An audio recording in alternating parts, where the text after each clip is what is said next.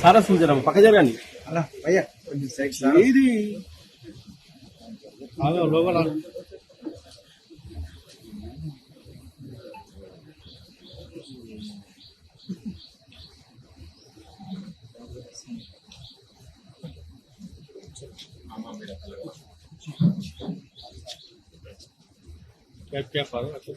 పవన్ అది ముందు పెట్టండి పవన్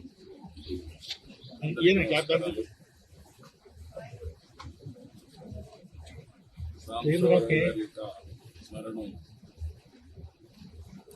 తెలుగు జాతి ఒక తీవ్రమైన నష్టం. ఆయన జీవితం ఒక ఆదర్శం. ఆయన చాలా బాగా చదువుకుని ఆ రోజుల్లోని ఎన్ఐటీలో వరంగల్లో ఇంజనీరింగ్ చేశారు. తర్వాత కాంట్రాక్టర్గా ఆయన మొట్టమొదటిగా వృత్తి ప్రారంభించి చాలా బాగా రాణించాడు. ఆయన డబ్బులు సంపాదించిన తర్వాత ప్రజాసేవ కోసం రాజకీయాలకు వచ్చారు. 5 సార్లు ఎంపీగా గెలిచారు. మచిలీపట్నం, హరివారి ఏలూరు గెలిచారు. మేము అప్పుడు తెలుగుదేశంలో ఉన్నప్పుడు ఆయన కాంగ్రెస్లో ఉన్నప్పుడు చూశారు. ఒక మంచి నాయకత్వం. అదే వారి ఎప్పుడు కూడా ప్రజలకు అందుబాటులో ఉండి నీతి నిజాయితీగా రాజకీయాలు చేసిన వ్యక్తి సాంబశివరావు గారు. ఆ తర్వాత 2014 విభజన జరిగినప్పుడు కాంగ్రెస్తో విభేదించి పదవికి రాజీనామా చేశారు. అప్పటి నుంచి బీజేపీలో చేరి దేశ రాజకీయాల కోసం, ప్రగతి కోసం కూడా కృషి చేశారు. నేను చూసినంత వరకు ఒక అరుదైన రాజకీయవేత్త.